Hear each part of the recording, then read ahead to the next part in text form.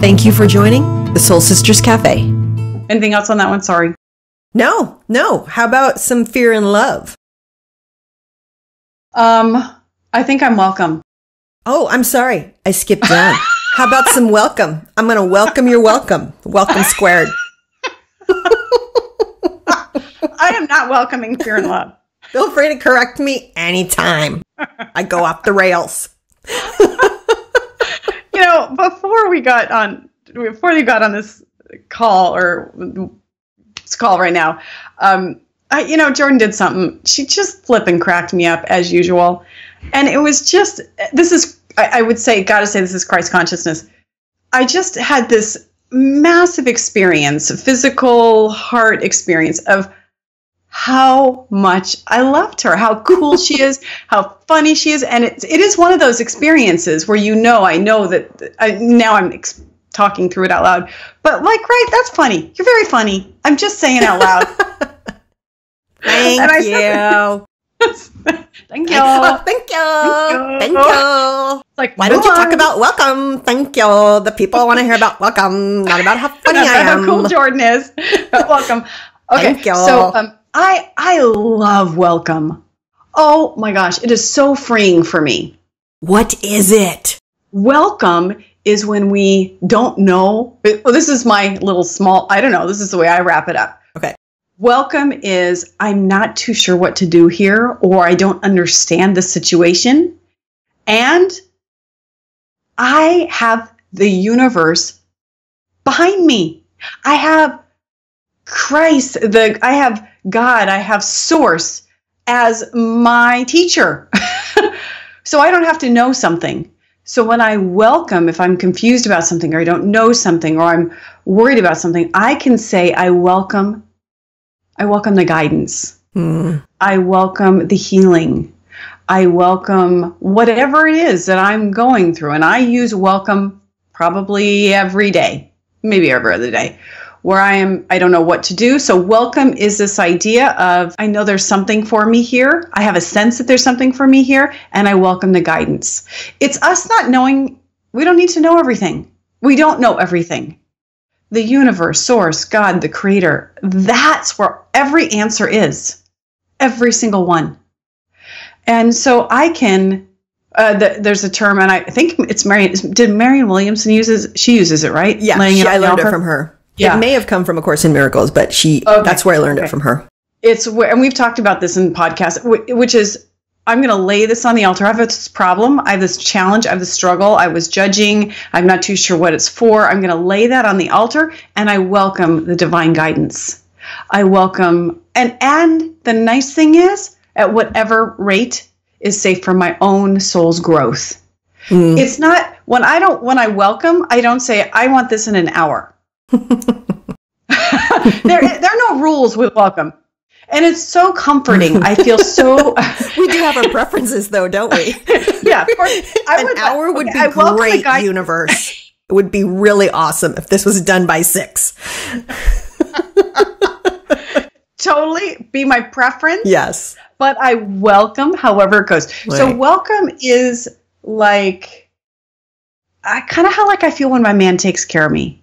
It'll be like, I'll say, honey, what about this, this, and this? And he will just take care of all of it. And it's I just feel like, oh, right. I don't have to do it all. Oh, it's such a relief. So to me, it's really welcoming. It's laying it on the altar. Here's my challenge, my situation, my what's going on. And I welcome the guidance, the direction, the feedback. God, can we talk? We need to talk. We need to have a conversation because this is a problem. My child is driving me up a wall. But I say welcome. Please grant me patience. Grant me patience so I don't kill him. I'm laying it on the altar.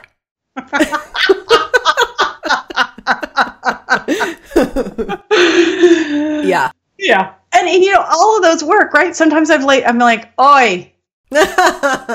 Oi. I have no idea what to do here. Oi, welcome. Oi, right here. It's on the altar. You got it. Because I don't have this one at all. Right. So that is, choice and free will. So say more about that. Okay. I will, but I want to add something first. Marianne Williamson, actually, I'm just reading her book, Tears to Triumph. And she says, what you lay on the altar then alters. Ooh, very fancy. It does, because immediately when you lay it on the altar and say, welcome, I'm saying, welcome higher wisdom, welcome infinite intelligence, welcome a different point of view, which of course in Miracle says a miracle is a shift in perception. So I'm welcoming a new perception. I'm welcoming love. I'm welcoming the grip on my problem releasing. Yes. And I'm just welcoming some flow. I'm welcoming the present moment.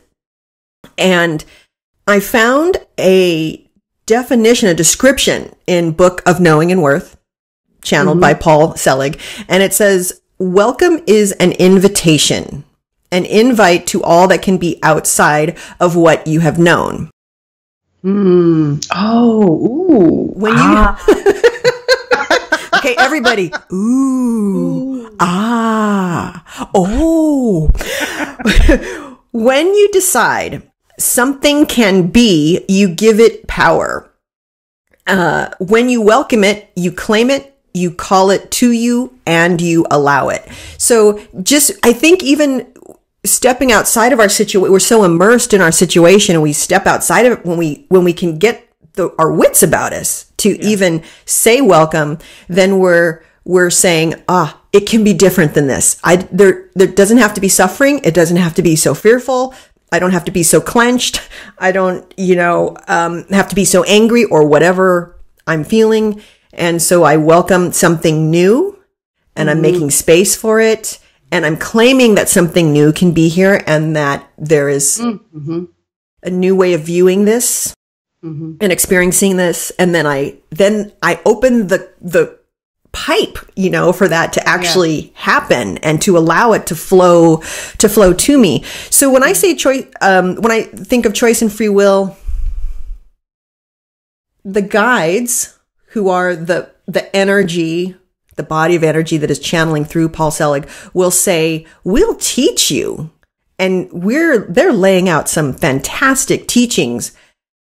And they will not make the choice for us. So we need to say welcome. So I can be all up in arms over something with my mom, who has Alzheimer's. Today morning was poop. I found poop on the rug, right? Which is incredibly inconvenient and not the way I wanted my morning to go. And I can be like, Razor, oh my God, she ground it into the carpeting with the sock. Great, Mom. I love that you left me that gift on the rug, But so and I say welcome to be, and what I did was I remembered, I know who you are. Going back to Christ consciousness, I know who you are. You are not here to make my life miserable. You are not trying to make my life miserable. And God is all up inside of you, just like it's inside up inside me. And that was a moment of welcome. So and that was a choice too. That was a choice. You chose that. That's what I'm saying. So exactly, that was a choice. And so I could have just stayed with angry irritation. Can't wait till she leaves on the bus that day, to go to the day center. But I made a new choice. So I think those higher energies and God and source energy that's around us knows that a miracle is possible. A shift in perception is possible. But until I choose that shift, or I choose to at least open myself to that shift or welcome that shift into my energy field, then it won't happen, because God, source energy is not going to ram it down my throat and say, choose love. It's not until we have free will. It will give you opportunities. Many opportunities, and we'll teach you how to do it, but I can't make the choice for you. Just like, that was something with law of attraction. We can't change people. I can't vibrate for someone else. Right. I cannot, You cannot vibrate for your husband or your children. I can't vibrate for David, for my mom. I cannot vibrate for anyone else. And those people that we love, we want to, sometimes for really high reasons and sometimes for low reasons. We just, it's a pain it's painful when our child is hurting. And so we want them to vibrate differently and to believe in themselves or to see possibility, but we just can't until that person makes the free will. And going back to our friendship, I know there's so many times you would, if you could have vibrated differently for me, you would have. Totally. But you couldn't. You can't until I make the choice from my own free will to do that. I can see you in your worth. So what I can do is I can see you as healed from whatever it is, because that's who you really truly are. The truth of who you are is not, or anybody is like if I'm working with somebody, coaching somebody, and they have a lot of blame going on. And I can see them as somebody who loves all, who accepts all. I can see them in the truth kind of who they are, of the opportunities, healed from blame. I can see them as that. I can hold that thought for them. And then that's actually how we can help. Yeah. Is to hold them in the possibility that is available to them. But that's it. Yeah. Which is seeing the kingdom, which is seeing them through the eyes of love and Christ consciousness and seeing the Christ in them. Yes. And then now they have that possibility. So anyway, but we, in our small self, are we talking about small self this time or no? Small self. It's coming right up in Fear versus Love. Okay. So let's talk. I think that's a great segue then. Okay. So the next concept is fear and love, fear versus love. And which are two completely different vibrations. Fear and love. Fear lower, love higher.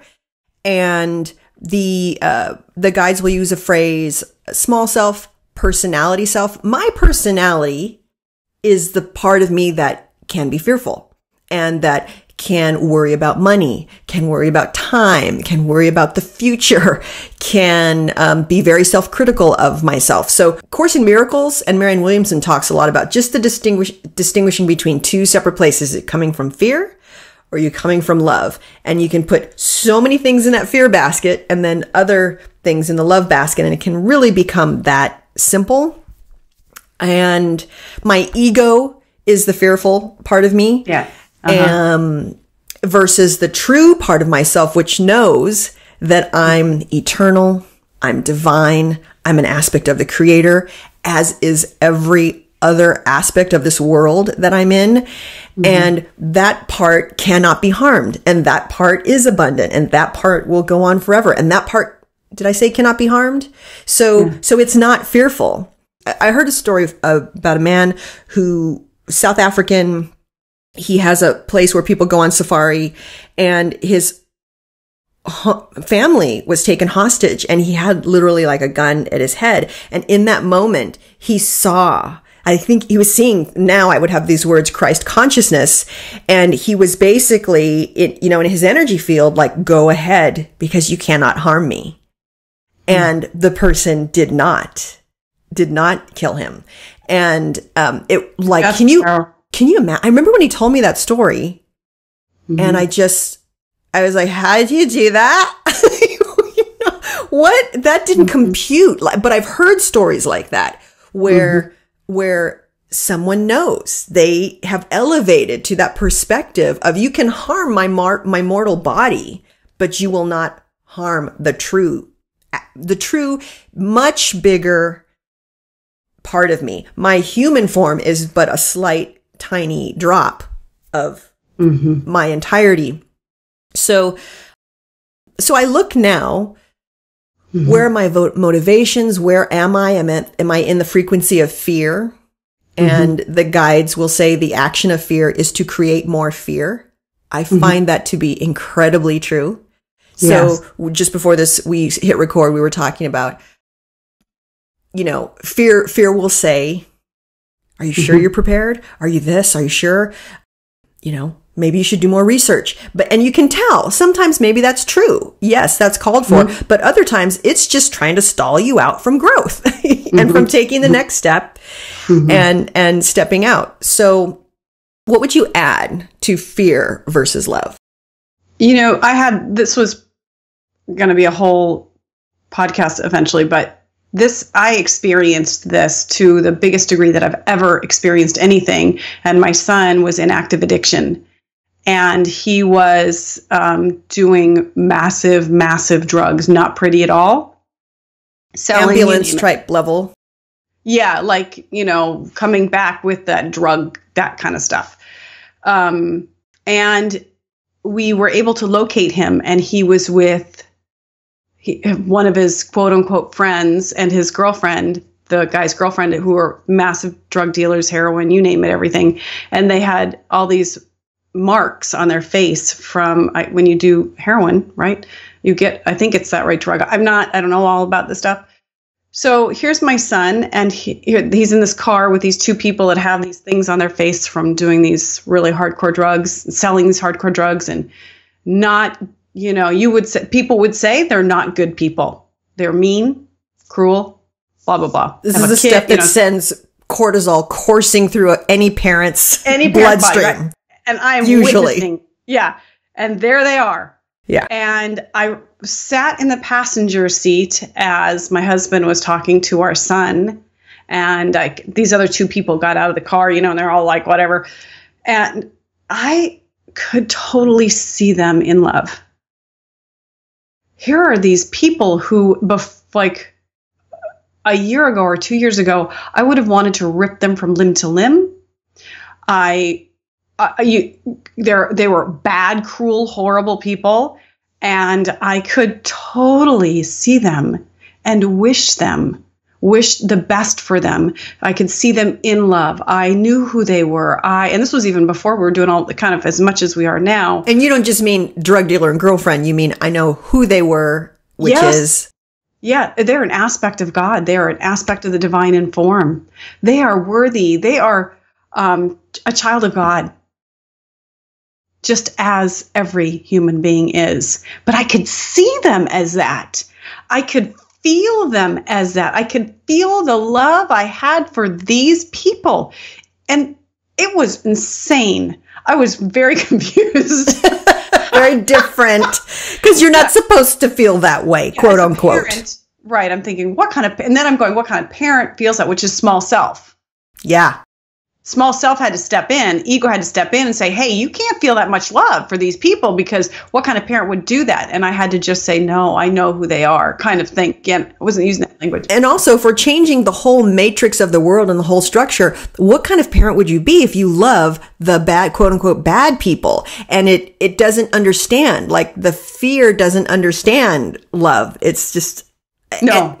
And that just causes more separation when we do see through the eyes of fear. And then it just causes more fear, right? You want to get away from them. You want to accuse them. You want to blame them. Mm-hmm. Go ahead. Yeah. Mm-hmm. And the purpose of fear is just to separate us from the truth of who we are. We are all aspects of the divine. We're all God.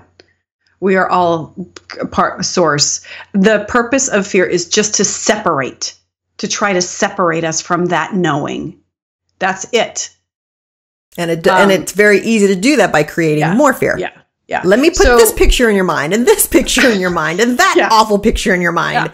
Yeah. If you lead with your heart, woman, this is going to go awfully awry. This is not going to be good. Yeah.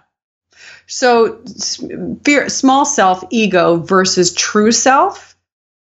That was the most profound experience, the biggest that I've ever experienced. I mean, because when it comes to your kids, I would say that was like scaling Mount Everest to be in that car with those drug dealers. So were there just to not seem like you're superhuman? Was it a bunch of tiny steps, growing to be able to be sitting in that car, feeling that love, feeling that Christ consciousness?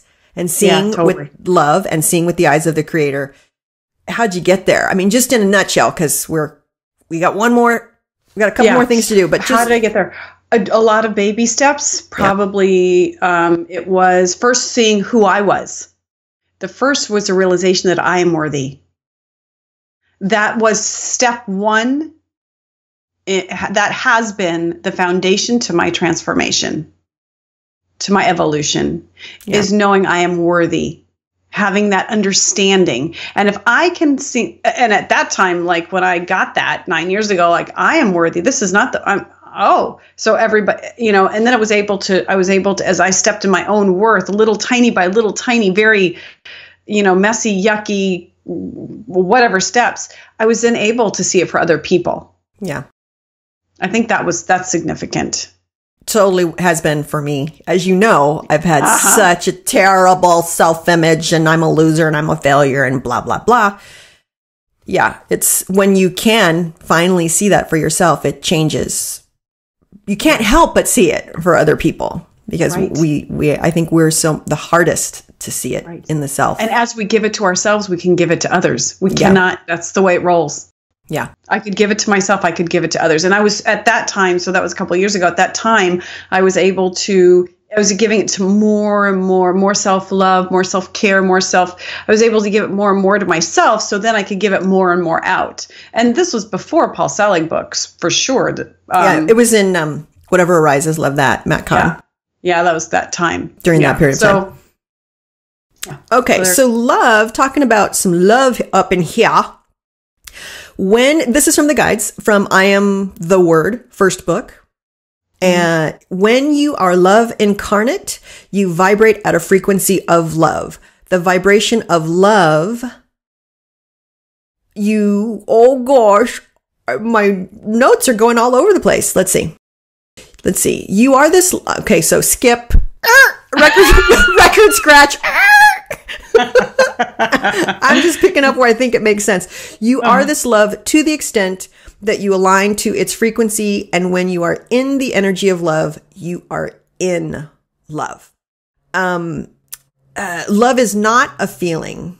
Love can be felt. I love this one. So it's one of my favorites. But it is not a feeling. Love is a frequency. It is the action of God, or your word for it.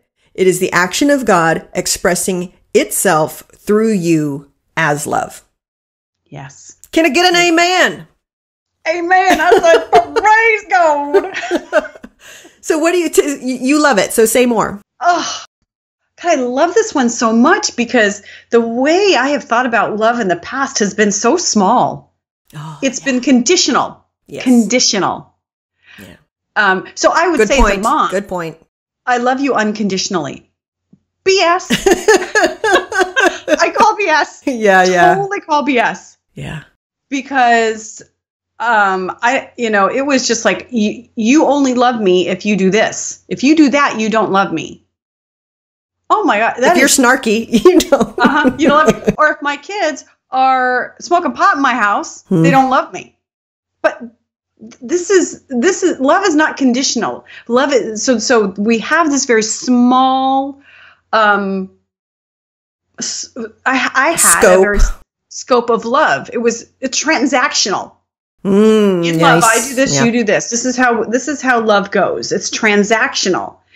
The frequency of love, I felt so often. It's this fullness. It's just and to have that understanding, because I know I've experienced the frequency of love a ton, but I couldn't really figure it all out. So understanding the difference between I love this transactional thing and realizing that is not love. That is fear. Right. Well, let's just call it love. Right. Yeah. You do this for me, then I'll do that for you. And then that means you love me. Yeah. If you show up here and you do this, then you love me. And same thing for my husband. If you do this, then you're not loving me. So this idea of what love actually is a frequency. So I can just see, even if he's having a moment and, he's pissed and, totally mimic him so well. And so he's rumping around. no longer holds me. I mean, maybe who knows what state of mind is, but for the most part, it no longer really holds me because I look at him and I go, there's anger harumphing around. It's not that he doesn't love me or I don't love him. It's like I can still love him through the har, har, har, har. That's what love is. It's a frequency. So it sounds to me like when kids would smoke pot in your house, mom is snarky, husband is harumphing around, that it had ramifications for the love that you were feeling, like you were lowering your frequency out of love. I am so I'm like, because you're talking, yeah, right, like, right. No, I'm Clamping it down. Yeah, right. I'm suffocating the love for you. That's it. No love for you. No soup for you. No love for you. No love for you. Harumphing man. Okay. So then now when you say it doesn't have a hold on you, so it doesn't make you go into no love for you, you're able to keep the valve open.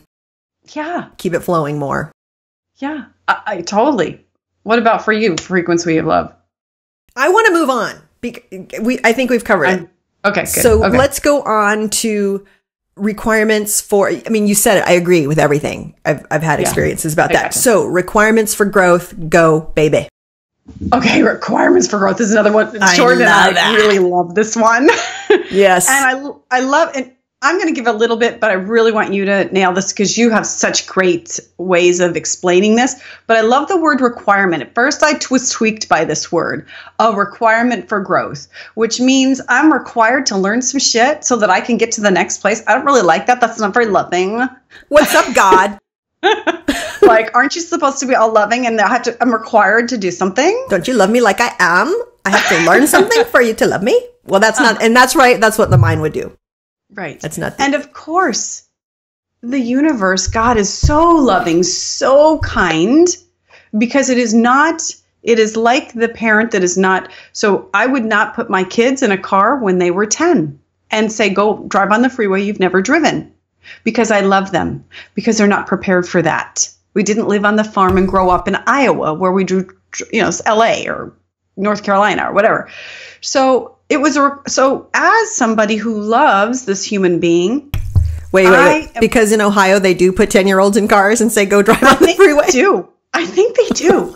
I do. Like Iowa, where my brother-in-law lives. Mm-hmm. They do. Those kids drive around like when they're 10. Okay, people. All righty. Okay. I think people are judging me right now. Like, she's so small-minded. Maybe they are because I am. I don't know. I mean, maybe on the farm, but do they put them on the road where it's completely illegal? Well, they're driving the truck because they have to drive the truck to get the feed. Yeah, I do know that. I've got cousins who have their little 7-year-old drives a tractor, but I don't know if they put them on the road. Okay, whatever. I don't think so. Maybe not on we the road. digress. On the farm. On the farm. Okay. Drive around the farm. What the hell am I talking about? We're city folk. We're city folk people. I don't know. I'm not doing that. Yes. So I'm not putting my kids in the car because I love them. Because it's a requirement for their own safety. Use this word safety. For them to first get their permit. Practice before they can get their license. And exhibit competence. Yes, and exhibit competence, right? They have to go get the test. They have to pass their driver's test. They have to exhibit a level of competence with it before they can get their license. Because, well, we want them to be safe and we love them. And, right? As I'm not, so, you have the idea and you're going to do, so at first I was really pissed about this word requirements for growth. And now I have mad respect for it.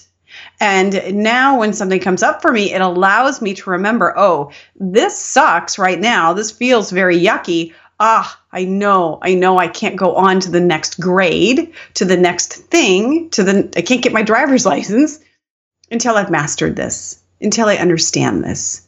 Mm-hmm. Because the universe and its love, and its infinite love for me will always have my back, will never allow me to progress further along than I can at the level of awareness that I have. So you're going to explain it beautifully, but I love this one. You go, girl. But there is no pressure. let me tell you how much I love it when she sets me up like I'm going to be awesome. And then I just want to be me and maybe quite average. So, so nothing average. Okay. No, I think you explained it beautifully. In order to walk, we need to crawl. And in order to run, we need to know how to walk. And that's a perfect analogy. You don't put a 10-year-old in a car and say, go wherever you want. Bam! So how in your life have you had requirements for growth that you can see? Yeah. I had to do this one before I could even see this. So I would say that my weight is for sure a requirement of growth. Two come to mind. I've had many in my lifetime, but let's just talk about two. So my weight, if I was a thin woman right now, so I just went through my Tales from the Scale for a year. I documented my weight loss journey. I've gained it all back. Today, I'm exactly 1 pound over that of where I started that one, right? Mm-hmm. Mm-hmm. So I've gained it all back plus 1 pound. And I feel that there's so much for me to contend with. I've learned these concepts about divine worth. I've learned that all that negative self-talk is not helpful. I've learned that you can make choices about your thinking, which will change your future. And those perspectives that a person who is fat is less than a person who is thin and does not, it is less than, they run deep in me.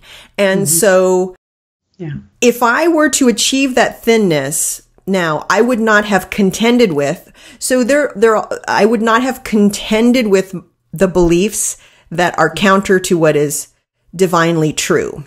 Mm-hmm. And so as I look on the scale, it's interesting today because I was like, okay. Mm-hmm. And I've been gaining the weight and I realized, can I still see my divine worth? I was losing all of that weight and I was diving deep into these concepts, which are concepts that I was aware of as a young girl. And we've all heard about unconditional love. We just don't do it that well, and unconditionally loving God, but we just don't really operate in our life as if that creator really is unconditional. And we're so conditional. I was so conditional to myself. So I'm like, here it is, girlfriend. There's your requirements for growth. Can you get on the scale at 190.2 pounds? Can you get on that scale and love yourself and know your divine equality and know your worth and not criticize yourself and know who you are and know that you're an aspect of the divine? Can you do that? And so I'm like, this practice, I kind of feel like it's like, you go back to the grade. No, we're not advancing you because I haven't met that requirement for growth. And so that is what I am doing moment by moment. It's like, this is it. This is it. Wow. My worth has nothing to keep looking down as if I'm getting on a scale. My worth has nothing to do with this, with the weight. Yeah. And I'm like, oh my gosh, I'm going into improv class and I don't even know how many pounds, but heavier than when I started with the first class. And some people went on and I took a second class and now I'm going to meet up with them again in this third class. And oh my God, people are going to judge me. She's getting fatter. She's gaining weight. And it's like, who even cares? Because I'm judging myself, but can I still see my worth? So it's a requirement for growth for me to not be having worth, love contingent on the size of my body or the weight of my body. And that's what I see. And, I just spoke so long on that one. The other one's like my mom with Alzheimer's and my identity of what it is to be a daughter, what it is to, what a mom can do for you. She can't do many transactions for me. Talk about that transactional love. She can't do a lot of transactions. Right. She cannot validate me. Do I need her to validate me? I don't need another human being, let alone my mom who popped me out of her womb, to validate me. So there are a lot of requirements for growth in Alzheimer's. Did those make sense? Yes. And I want to give another one of like the beginning. First of all, I love,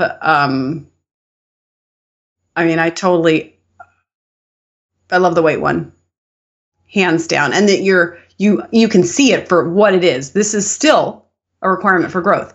I want to talk about one where there was the requirement. I didn't really realize it was a requirement, but I couldn't have gotten the driver's license without it. Right.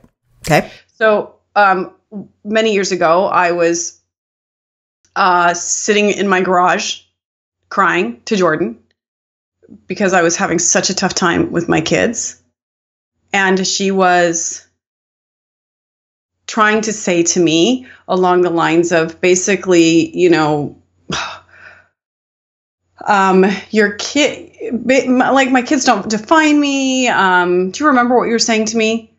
That really sounds like me. Yeah. Like what my thoughts were what was making everything so painful for me. Yeah. And I pushed back. I'm like, in my mind, probably didn't push back to her, but I said to myself, she doesn't have kids. She doesn't know. She has no idea. And I stood in that. So I couldn't be at the point where I was like, look at those drug dealers in their beauty, in their perfectness. That Tracey who was sitting on the stoop, steeped in resentment of my kids, feeling like a victim to my kids. I had to go through all of those steps. Those were all requirements for me to see, oh, shoot, wait, maybe I don't. Like, that was like the first step was, oh, these thoughts that I'm having about my kids are my thoughts. Mm-hmm. Oh, next step. Oh, I am worthy of not being a victim. Oh, I am. Those were the requirements. I couldn't get to, oh, I'm not a victim. I couldn't go from even that step to, I see these drug dealers and their worth. Right? I had to go through those steps in order to get, they were requirements. Mm-hmm. They were requirements because if you had told me when I was sitting on the stoop with Jordan, crying, being so upset, if you had told me, hey, Tracey, you're going to go and you're going to see these drug dealers that your kid's hanging out with and you're going to love them, I would have been like, you are so out of your mind. Yes. So out of your mind. Yes. It wasn't possible for me. It would not have been fair to my psyche. I could not handle that. I couldn't even handle, hey, Tracey, those thoughts, it's really the thoughts that you're thinking that are really, the painful part. I'm like, no, they're not. You just don't understand. It's a damn drug dealer. You heard me? Right. Yeah. Right. So that's an example of the universe being ever loving, source being ever loving, and allowing me to first understand the first step, and then the second step, and then the third step. Because otherwise, it would have been my perception. I would have felt like I was on Mars. I couldn't do it because I'm human and doing it the way I'm doing it. So, and if you had been in that situation, drug dealer in the car, child in addiction, hanging out with them, with the mindset from the stoop, sitting on the stairs, you would have been in such extreme suffering, extreme suffering. Oh, so painful. We dropped my youngest when my youngest was going to college. I found out he was smoking cigarettes. We dropped him off, and I was in the car. He's smoking cigarettes. I am a puddle, and I'm so hurt, and I'm so devastated, and I'm so needy, and I'm so victimized. And he was just like, ugh, you are just a mess. I can't even stand you. Wow. Right? He was just like, you're just way over the top. That's right. Yeah. I mean, I was a puddle over that. Right. So there's no way. Right. But even discovering about the cigarettes was one of the requirements along the way, because the requirement is not, you need to hear that your son's smoking cigarettes and be calm, but to realize that so many lessons in there. He is separate from you. What he does not define you. What he does is his choice. What he does not reflect on you. You get to choose what you think about that. You cannot agree with the behavior, and you can love the being, and the being is still divinely worthy, smoker or not. Like so many little requirements for growth. And then you're right. And that was not abundantly clear for you at that day in the car in a puddle. And so they're great. Here's some more tests. We're going to give you some more learning, some more teachers, and we're going to give you some more time. And time again, because we're not going to let you go through to the next grade without having mastered that skill. I had to master the skill of thinking, these are my thoughts. Oh, I'm not defined by my kids. I had to master that first. Yes. So I love how you did that timeline, because that is so, I had to master those first before I could go on. So the requirement for growth with weight it's still here. It's still here for me. I mean, it's like, really? I have this pooch and this, and I'm like, oh my, honey, you are just an aspect of the divine. Yes. You are so beautiful. Everything about you is beautiful. Right. But it's choosing that. And I have not, I have not mastered it. Mm-hmm.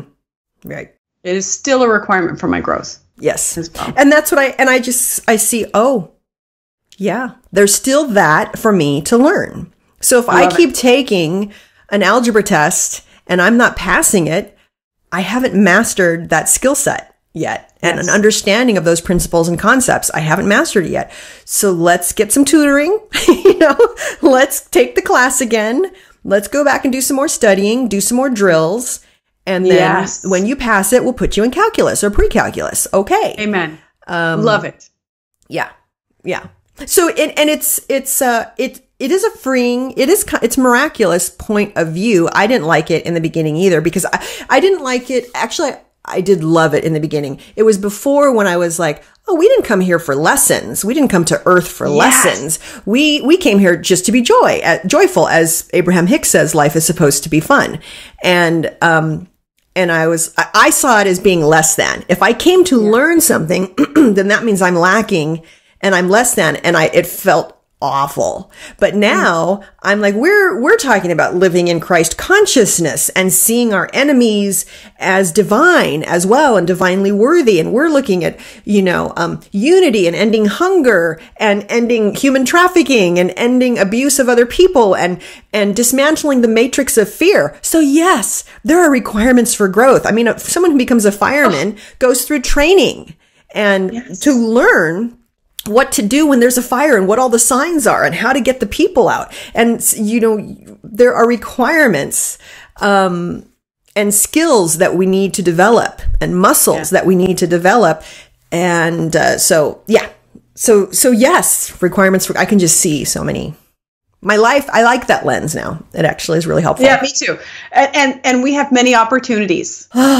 Tracy has been requirements for growth for me.